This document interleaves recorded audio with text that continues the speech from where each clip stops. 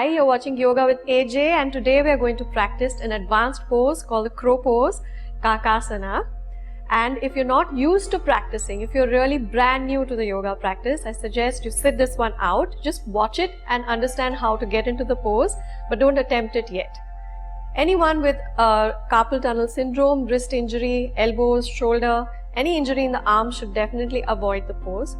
It is an advanced posture, so if you don't have the arm strength or the core strength yet, you can just try the easier modifications that I'll be showing you at the beginning. I'm going to show you the pose once and then break it down for you step by step.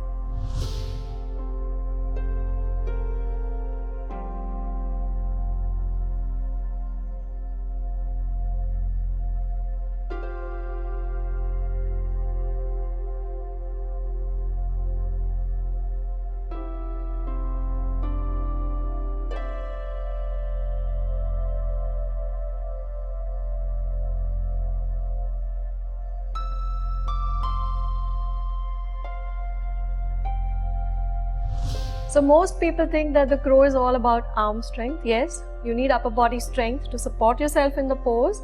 You need to have nice strong forearms so your wrists can take the weight of your body.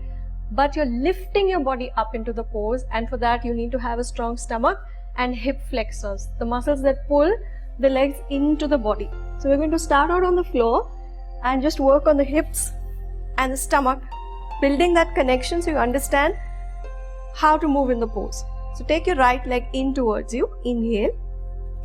As you exhale, come up. And we're going to stay in a half Pavan Muktasana, just releasing the back and the leg as you draw it in towards your body. If holding the leg here feels painful to your knee or put strain on it, put the arm underneath and release. And we're going to rotate the legs. So make circles as much as you like, as big or as small as you like, 3 circles, and then go the other way, relaxing your neck, just breathing normally. Release the leg, that was the right leg, could have started with the other. If you feel your lower back starts to arch or it feels uncomfortable, then you can keep the other leg bent, otherwise straighten the leg. Take a deep inhalation. As you exhale, come up. Hold there for a moment, take 2 or 3 deep breaths. Relax the shoulders, relax the neck. Slowly release, and we start with the circles, going out first. 3 circles. Imagine your knee is drawing circles on the ceiling. And then switch. So you're moving from the hip joint. Since the knee is bent, circle. Imagine you have a torch sending out a beam of light from your knee, and slowly release. Now we're going to hug both knees into the chest. Release gently. Hug in. Release. Take your arms out to the side. Now use your stomach. Make sure there isn't an arch in the lower back. Gently draw the stomach into the spine and place the lower back as close to the mat as you can. Draw the knees in one at a time. And now using your stomach, bring the knees in towards the chest as you exhale. Hold there. You're going to hold for 5 breaths. Continue to breathe as you're doing this, even though you're really using your stomach and your upper thigh muscles, your hip muscles, the hip flexors. 1, 2, relax your neck. 3, really use your stomach, draw the navel in towards the spine, not hard, but keep it there. 4, and 5, release. You would have felt the muscles here at the front of the thigh and inside the stomach, perhaps closer to the lower part of your abdomen, working really hard. And those are the muscles that work in the crow pose. So let's try this crow pose, Kakasana, inverted. Draw the knees in, really hug. Use your stomach, use the legs to draw them in. Press one arm up, press the other arm up. Now try to bring the knees towards the elbows. Inhale. As you exhale, draw the head up. And now bend the arms. So that's the position you're in. Only you're in upside down. And you would feel your stomach and your thighs really working to draw yourself into a small ball. And relax. Take a few deep breaths. Allow your stomach to relax back. You want to be careful not to strain the neck when you're going into the crow pose. It's rounded, the back is rounded, and the neck is relaxed. So we hug our knees in and take a small roll up.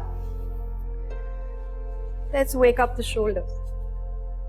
Bring your hands underneath, directly underneath the shoulders. Step the legs back, come to a nice plank pose. Hold it.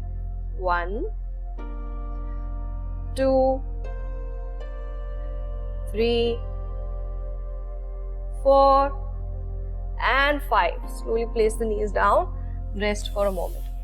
So we need open hips and we need strong arms, strong shoulders, strong back and strong hip flexors to draw the legs up as we place them on our arms in Kakasana. So in the open leg position, the squat, before we get into Kakasana, sometimes it's very difficult to place the heels on the mat. So perhaps you have a yoga block or some rolled up yoga mats, towels underneath your heels to provide support. So this is our first modification if you need it. And we're going to open up into the squat, preparing to go into the crow pose. You gently press the tops of your arms, your elbows against your thighs, and allow the hips to open up, sending the knees out. Lift from the chest, release the shoulders. Don't let the shoulders hunch up. Draw up from the stomach. Take 2 more deep breaths there.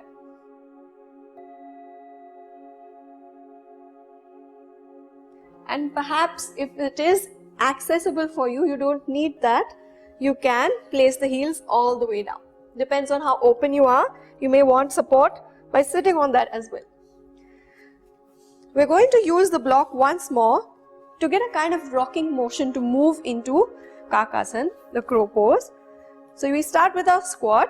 You bring your hands flat on the floor.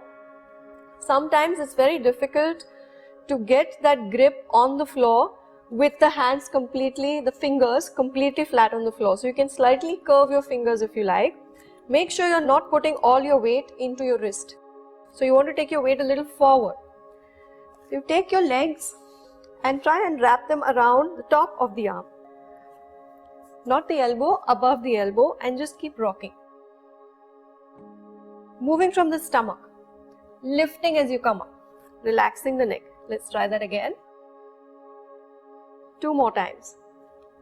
Lifting up as if you're going to come up, and in the crow we don't jump. A lot of people try to jump into the crow pose, and that doesn't help.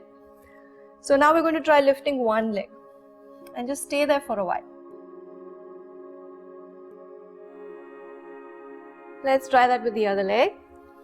Lift the other foot and try and hold there for a few seconds. Lift and hold. Last time. And let's rest.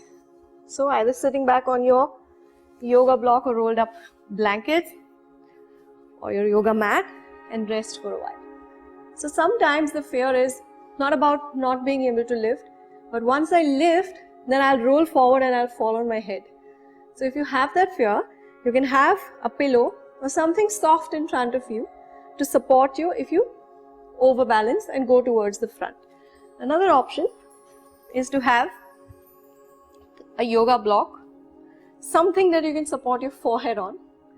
Could even be a big book right in front of you, and you're going to rest your forehead on this.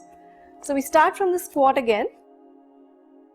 Now there are a couple of ways to get into the pose. You can try and go all the way from the floor, rock forward, place the forehead and see if you can lift one leg higher, high enough that you can tuck the foot up and rest again.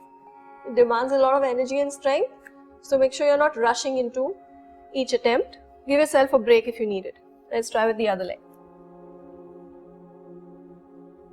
And relax. Now if you're easily able to come up with one leg, let's try and get one and then the other leg up. So my legs are wrapping around the outside of my elbows and I'm lifting, and I'm going to try and lift the other. And relax. Maybe just for a second or two. Let's do away with that for the moment and rest again.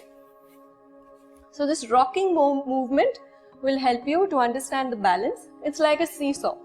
So it's like you're trying to maintain yourself with your upper body, which is balancing with the head and the shoulders, and your feet and your hips at the back. You're not trying to jump up into the pose. So let's try that from a little higher position if possible.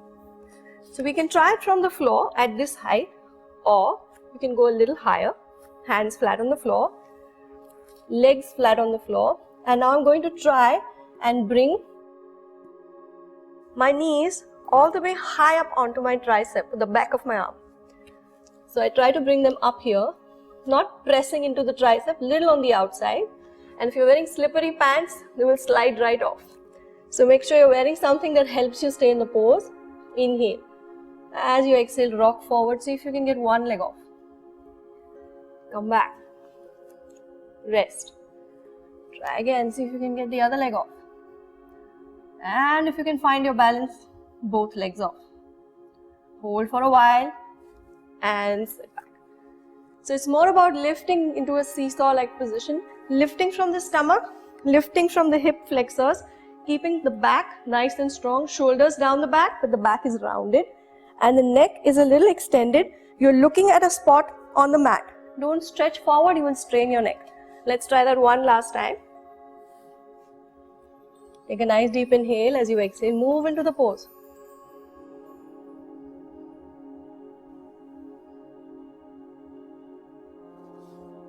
And rest after your attempt.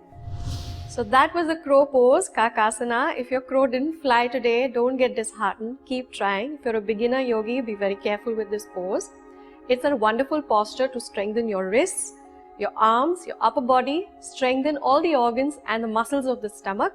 Open up and stretch the hips and the groins. In this pose, you're working so hard on your coordination and your balance that it really improves the power of concentration.